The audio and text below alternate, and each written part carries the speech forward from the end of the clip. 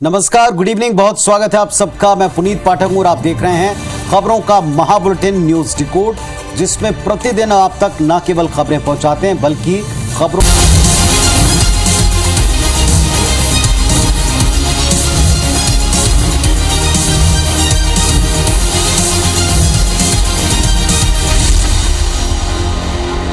आज हम शुरुआत कर रहे हैं मध्य प्रदेश विधानसभा की कार्यवाही से। आज बजट सत्र का 10वां दिन, महू कांड जमकर गूंजा। कांग्रेस ने तीखे सवाल उठाए जिस पर सत्ता पक्ष ने पलटवार करने का प्रयास किया। एक रिपोर्ट पहले इस पर देखें।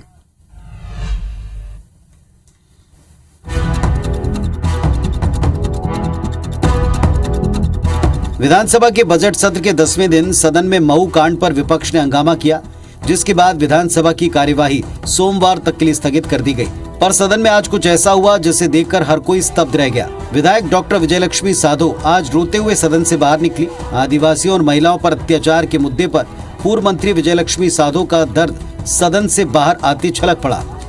उस बेटी को निर्मम तरीके से उसके ऊपर सामूहिक बलात्कार कर जिस तरह से उसकी जघन्य हत्या की है, ये rare of the rarest case है।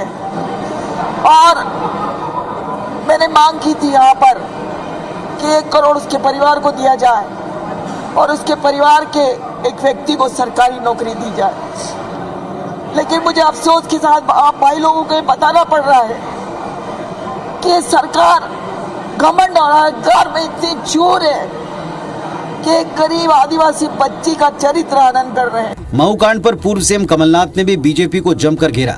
ये इनका इंसाफ है भारतीय जनता पार्टी का कि जिन्होंने शिकायत की, जिनके परिवार की बेटी की हत्या हुई या सुसाइड हुआ, उनके ऊपर एफआईआर, ये इनका इंसाफ है। पूरा प्रदेश देख रहा है कि बीजेपी की क्या कानून व्यवस्था है, कैसे दबाने और छिपाने का काम कर रही है। इधर कांग्रेस के आरोप पर बीजेपी ने पलटवार में कहा कि कांग्रेस लाशों पर राजनीति कर रही है। देखिए, कांग्रेस की आदत है लाशों पर राजनीति करने की। कल भी माननीय गृह मंत्री जी ने वक्तव्य दिया था, आज भी वक्तव्य दिया। राजनीतिक रोटी सेकने के लिए इस तरह से नाटक नौटंकी करना ये उचित नहीं है। सदन की गरिमा का ध्यान रखना सभी की जिम्मेदारी है। और मामले पर राष्ट्रीय अनुसूचित जनजाति आयोग ने स्वतः संज्ञान लिया है और आदिवासी युवक युवती की मौत को लेकर कलेक्टर और आईजी को नोटिस जारी कर जवाब मांगा है। तो मामला अपने आप में गंभीर है और इस मुद्दे के ऊपर एमपी विधानसभा में जो कुछ हुआ, जिस तरह से हंगामा हुआ, उस तरह के आसार कल से बनने लगे थे। आदिवासी युवती की मौत और गोली कांड में आदिवासी युवक की मौत, इन पर होने वाली राजनीति, इसको जरा थोड़ा समझने की जरूरत है। डिकोड कर रहे हैं हम इसे। मध्य प्रदेश में चुनाव नजदीक आते जा रहे हैं। आदिवासी वर्ग एक बहुत बड़ा वोट बैंक है, मध्य प्रदेश में निर्णायक भूमिका निभाता है और ऐसे में बीजेपी सरकार ये बिल्कुल नहीं चाहेगी कि आदिवासी वर्ग उससे खफा हो जाए। बीजेपी डैमेज कंट्रोल में हर एक घटना के बाद वैसे भी जुटती है। आदिवासी वर्ग है इसलिए और ज्यादा है। शुक्रवार को बीजेपी के महासचिव कैलाश विजयवर्गीय मृतक युवक के परिवार से मिले। इसके साथ ही गांव की समस्याओं को भी समझा। गांव के लोगों को आवास योजना, नल जल योजना का लाभ देने का भरोसा भी वो देकर आए। इसके अलावा कैलाश विजयवर्गीय ने तहसीलदार को गांव में तालाब बनाने का निर्देश भी दिया। आम आदमी पार्टी ने परिजनों को 1 करोड़ रुपए मुआवजा देने की मांग की, तो वहीं कांग्रेस गोलीकांड के दोषियों के खिलाफ सख्त कार्रवाई की मांग कर रही है। इमोशनल कार्ड तो आपने देखा ही, लेकिन ये समझना भी बेहद जरूरी कि सिर्फ राजनीति का एक हिस्सा मात्र है। प्रशासन नाकाम इसमें साफ तौर पर दिखा है। एक घर का चिराग हमेशा के लिए बुझ गया। सवाल ये कि इसमें 2 स्तर पर, एक है राहत और दूसरा है इंसाफ। क्या सारी कवायद परिवार को राहत और इंसाफ दिला पाई हैं? ये पूरा प्रदेश और आदिवासी वर्ग देख रहा है। खबर अगली छत्तीसगढ़ विधानसभा से, जहां एक अहम मुद्दे की गूंज आज सुनाई पड़ी। आज पूर्व सीएम रमन सिंह ने प्रश्नकाल में अनाज और शक्कर आवंटन का मसला उठाया। पूर्व सीएम ने एक बड़ा आरोप भी लगाया।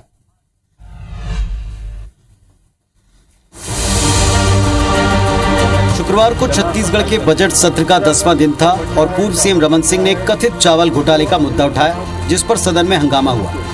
खाद्य विभाग का डेटाबेस और उसके बचत स्टॉक जो जिले में दर्ज होता है, दोनों में स्टॉक में भारी अंतर पाया गया। स्टॉक का हिसाब किताब राशन दुकान के पास या सरकार के पास नहीं है। पूर्व सीएम के आरोपों का जवाब दिया प्रदेश के खाद्य मंत्री अमरजीत भगत ने। मंत्री भगत ने आरोप लगाया कि बीजेपी के शासनकाल में बोगस राशन कार्ड बना करते थे, लेकिन अब हम सुचारू तरीके से अनाज का वितरण कर रहे हैं। हमने कहा है कि इसको 24 मार्च 2023 तक कंप्लीट करें और जो भी गड़बड़ी किया है उसके खिलाफ वसूली कार्रवाई। धान के कटोरे में धान और चावल के नाम पर सियासत नहीं है। देखना होगा कि इस सवाल जवाब से जनता कितनी संतुष्ट होती है।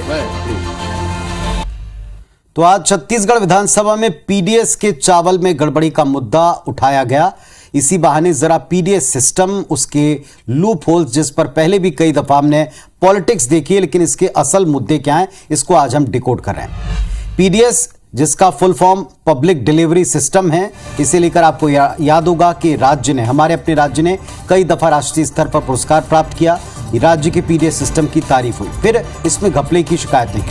सार्वजनिक वितरण प्रणाली आप इसे हिंदी में कहते हैं। इसके अंतर्गत गरीबी रेखा के नीचे के परिवार को हर महीने रियायती दर पर अनाज मिलता है। अब तो ईपीएल को भी मिल रहा है। ये योजना गरीब परिवारों का एक बहुत बड़ा सहारा बनकर उभरी। महंगाई के दौर में, कोविड के काल में इस योजना ने सबको बड़ा सहारा दिया।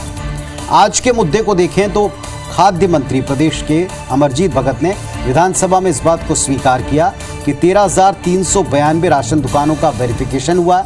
वेरिफिकेशन के बाद में तकरीबन 4,952 दुकानें, इनमें तकरीबन 41,000 टन चावल की गड़बड़ी पाई गई। अब तक 13 प्रकरण में एफआईआर हो चुकी है। 161 दुकानें अब तक सस्पेंड की जा चुकी हैं। 140 दुकानें निरस्त की गई हैं। ये हालात तब हैं जब प्रदेश में बायोमेट्रिक प्रणाली से आधार के ऊपर आप चावल का वितरण करते हैं। ऐसे प्रदेश में पहली बार नहीं हो रहा। आपको याद होगा पिछली सरकारों में भी ये घोटाले हुए। डॉक्टर रमन सिंह के कार्यकाल में नान घोटाला सबसे बड़ा घोटाला माना गया, जिसमें फर्जी राशन कार्ड की मदद से गरीबों के हक पर, उनके अनाज पर डाका डालने की आरोप लगे। इसमें आज तक लगातार शिकायतें भी मिलती हैं और इसमें बहुत से गंभीर आरोप हैं, बहुत से गंभीर सवाल हैं। सबसे बड़ी बात है, चाहे बीजेपी की सरकार हो चाहे कांग्रेस की सरकार हो, धान के कटोरे में धान के ऊपर और उसके वितरण के ऊपर किसी भी गड़बड़ी की गुंजाइश कम से कम प्रदेश की जनता नहीं समझती। उसे चाहिए कि सिस्टम का दुरुस्त रहना, उसे चाहिए सिस्टम का पर्याप्त लाभ मिलना, और यह तय करना निश्चित तौर पर जो भी सरकार सत्ता में है उसकी जिम्मेदारी। प्रदेश का, खासतौर पर मध्य प्रदेश की हम बात करें, मध्य प्रदेश का ग्वालियर चंबल वो इलाका है जहां बीते कुछ चुनाव से जीत हार भले ही बीजेपी या कांग्रेस पार्टी के हिस्से में आई हो, लेकिन यहां एक तीसरा फैक्टर है और वो है बहुजन समाज पार्टी। ये वहां के नतीजों को, वहां की सियासत को काफी प्रभावित करता है, बड़ी भूमिका निभाता है। एक बार फिर ये एक्टिव है। रिपोर्ट देखें।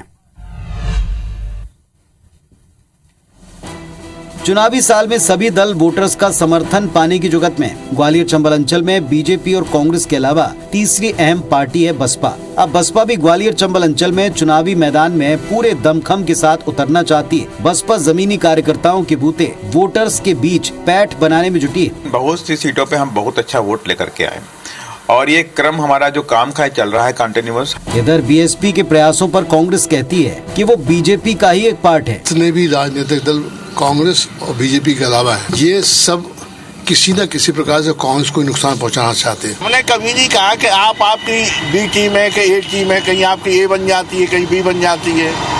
बहरहाल बसपा का यूपी से सटे इलाकों पर हमेशा से फोकस रहा है। सवाल है क्या इस बार भी बसपा की मौजूदगी कांग्रेस और बीजेपी को कड़ी चुनौती दे पाएगी? तो ग्वालियर चंबल इलाके में एक बार फिर से बसपा सक्रिय है। कोई नई बात ये नहीं है। सवाल ये उठता है कि उत्तर प्रदेश में अस्तित्व की लड़ाई लड़ती बीएसपी का मध्य प्रदेश में यूपी से लगते इलाकों में अब कितना असर बचा है। डिकोड करते हैं। बीएसपी ने पिछले चुनाव में देखें तो मध्य प्रदेश की 69 सीटों पर बीजेपी और कांग्रेस का गणित बिगाड़ा था। ये आंकड़े हैं। उत्तर प्रदेश से लगी मध्य प्रदेश की ग्वालियर चंबल, विंध्य और बुंदेलखंड की विधानसभा सीटों पर बीएसपी का असर है, इसे इनकार नहीं। लेकिन बड़ा सवाल यही है कि उत्तर प्रदेश के चुनाव में बसपा वोट को ले पाने में बीजेपी और कांग्रेस के बीच असरदार तरीके से अपने सीटें बना पाने में कामयाब नहीं रही। अब वो मध्य प्रदेश में अपना जोर लगा रही। बीजेपी ने अपना वोट शेयर बढ़ाते हुए इसे 50% से पार ले जाने का लक्ष्य तय कर लिया है इस इलाके में। इस लक्ष्य को हासिल करने के लिए बीजेपी की नजर दलित वोटर्स के ऊपर रही है। 2018 के चुनाव में बहुजन समाज पार्टी को 5.1% वोट प्राप्त हुए थे। अब बसपा इसी वोट बैंक को अपने पाले में रखने के लिए अभी से एक्टिव हो गई है। हालांकि कई लोग मानते हैं कि अब इसमें काफी देर हो गई और वैसा असर भी नहीं। कांग्रेस भी बीएसपी के परंपरागत वोट बैंक पर कब्जा जमाने के लिए अपना जोर लगाती रही। देखना बड़ा दिलचस्प होगा कि मध्य प्रदेश में बसपा अपना वोट बैंक बचा पाती है क्या, या फिर बीएसपी का वोट किसी और के खाते में जाता, और अगर ये किसी और के खाते में जाता तो कौन होगा। मायावती का वोट बैंक जिस पार्टी के खाते में भी जाएगा, 2023 के चुनाव में उस पार्टी का सत्ता में आना तय, क्योंकि ये वो अंचल है जिसने पिछली बार बनी बनाई सरकार इसका खेल बिगाड़ा था। उस पूरी सरकार को हिलाकर एक नई सरकार को अस्तित्व में लाया था दूसरी पार्टी ने। अब देखते हैं कि ये डैमेज किसको करती है और इसे कंट्रोल कौन सी पार्टी बेहतर कर पाती। बात रायपुर की, जहां एयर कार्गो कनेक्टिविटी का मामला सरकार और विपक्ष के बीच में एक बड़े आरोप के साथ, एक बड़े जवाब के साथ सामने आया, वो भी सदन के भीतर। देखें आप।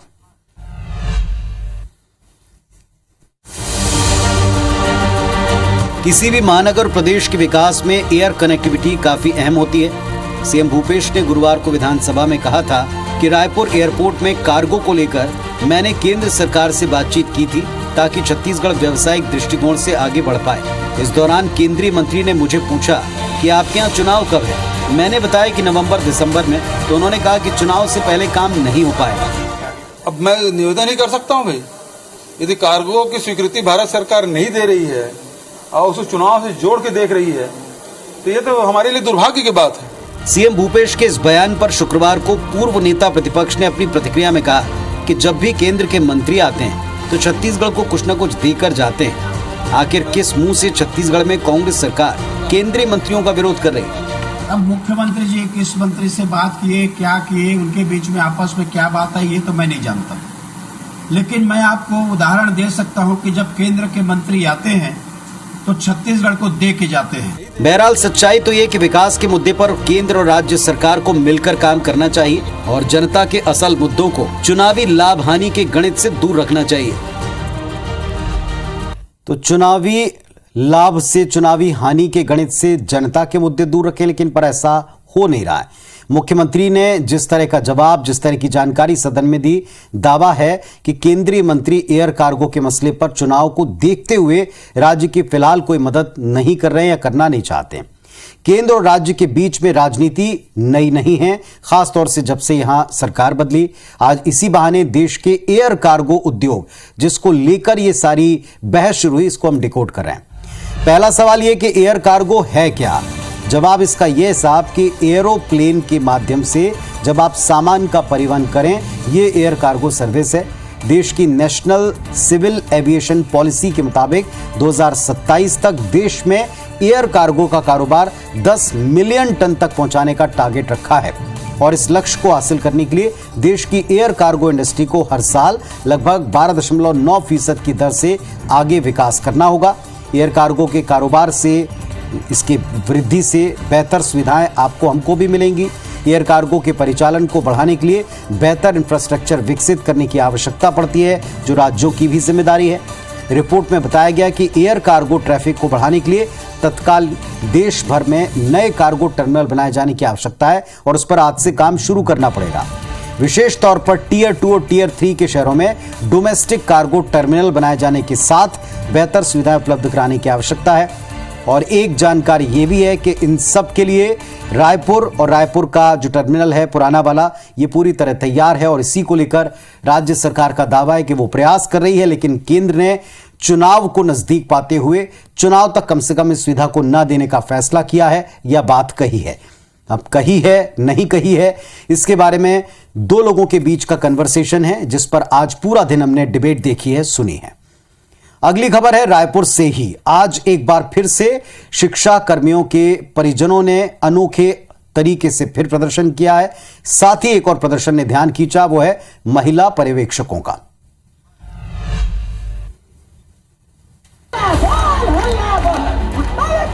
पहली तस्वीर शिक्षा कर्मियों के विधवाओं के प्रदर्शन की है तो दूसरी तस्वीर महिला पर्यवेक्षकों के धरने की। दोनों तस्वीरें राजधानी रायपुर की। पहले बात करते हैं शिक्षा कर्मियों के विधवाओं के प्रदर्शन की, जिनके प्रदर्शन का शुक्रवार को 152वां दिन था। शुक्रवार को शिक्षा कर्मियों की विधवाओं और परिजनों ने विधानसभा घेराव का ऐलान किया, लेकिन स्मार्ट सिटी गेट के सामने पुलिस ने उनको रोक दिया। इसके बाद सभी परिजन पुलिस के सामने गांधी जी के 3 बंदर की तरह मुंह, आंख और कान ढककर बैठ गए। हम लोग जो 30 साल 35 साल से जो हमारी पर्यवेक्षक के काम कर रही हैं, उनको ना प्रमोशन मिलता है और ना ही उनको हमारा वेतन विसंगति दूर किया जा रहा है। जो हमारे समकक्ष हैं वो 4200 से 4300 ग्रेड पे हैं, तो हम चाहते हैं कि हमारा वेतन विसंगति सुधारा जाए। वहीं दूसरी तरफ वेतन विसंगति दूर करने की मांग को लेकर महिला पर्यवेक्षकों ने अपनी आवाज बुलंद की। महिला पर्यवेक्षक बूढ़ा तालाब धरना स्थल पर जुटे और प्रदर्शन के दौरान रस्साकशी का आयोजन किया गया। हालांकि एक प्रदर्शन पर खुद प्रदेश के मुख्यमंत्री सदन के भीतर जवाब दे चुके हैं, बता चुके हैं कि इसको लेकर प्रावधान नहीं। दूसरे प्रदर्शन और तमाम तरह के प्रदर्शन इस पूरे वर्ष में हमको देखने को मिलेंगे। वजह चुनावी साल है और सभी वर्ग अपनी मांगों को वक्त रहते मनवा लेना चाहते हैं, लेकिन कितना काम आता है और किस किस के प्रदर्शन काम आता है देखना होगा। अगली खबर दिल्ली से, जहां संसद के दोनों सदनों में हंगामा हुआ और फिर सोमवार तक के लिए कार्रवाई को स्थगित करना पड़ा।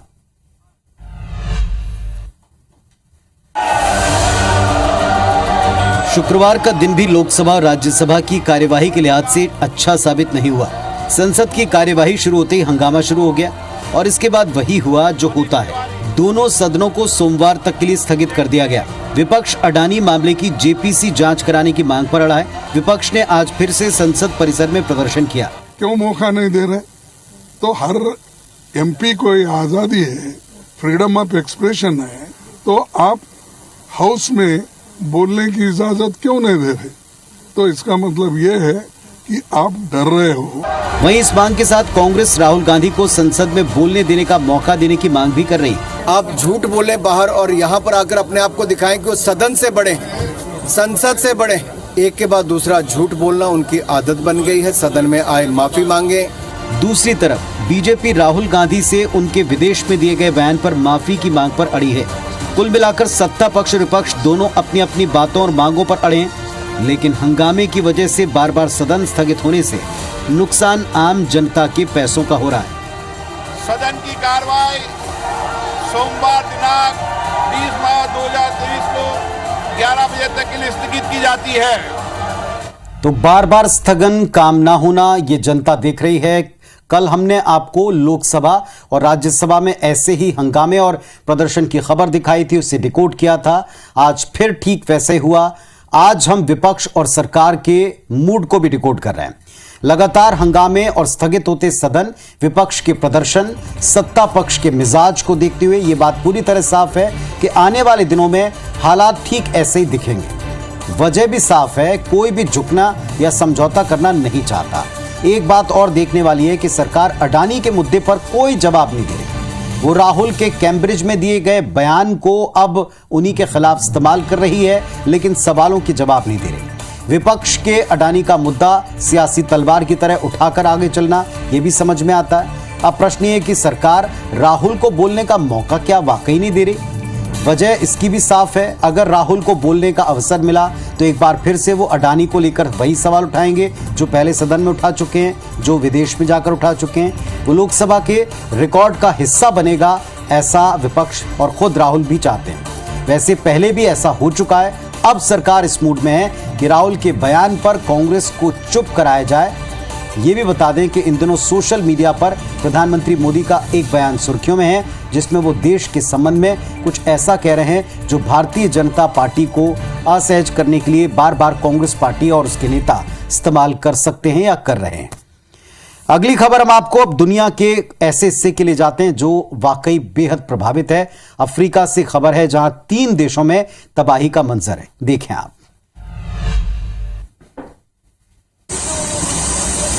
इस सैलाब को देखिए, सैलाब से मची तबाही और परेशान लोगों को देखिए। तस्वीरें 3 अलग अलग देशों की हैं, लेकिन हालात तकरीबन एक जैसे। अफ्रीका के 3 देश मलावी, मोजाम्बिक और मेडागास्कर में आए तूफान फ्रेडी के चलते 400 से ज्यादा लोगों की मौत हो चुकी है। वहीं करीब 700 लोग घायल हुए हैं। बारिश, बाढ़ और मड स्लाइड की वजह से करीब 88,000 लोग बेघर हो गए। मलावी में 14 दिन के राष्ट्रीय शोक की घोषणा की गई। हालात ये हैं कि तूफान प्रभावित क्षेत्रों में लोगों को जरूरत का सामान जुटाने में काफी परेशानी हो रही है। मिनिस्ट्री ऑफ क्लाइमेट चेंज के मुताबिक मलावी में फ्रेडी तूफान सबसे पहले फरवरी में आया। ये अब शांत हो चुका है, लेकिन अभी कुछ और दिनों तक तेज बारिश की आशंका है। वहीं मोजाम्बिक में लैंडस्लाइड की वजह से कई गांव पूरी तरह से कट चुके हैं। तो लोगों को तबाही के इस मंजर में राहत मिल सके, सरकारें अपना काम करें, पड़ोसी मुल्क उनकी मदद करें, ऐसी उम्मीद हम करते हैं। और साथ में बदलते मौसम में आप भी अपना और अपने परिवार का अच्छी तरह से ख्याल रखें। नमस्कार, शुभ रात्रि।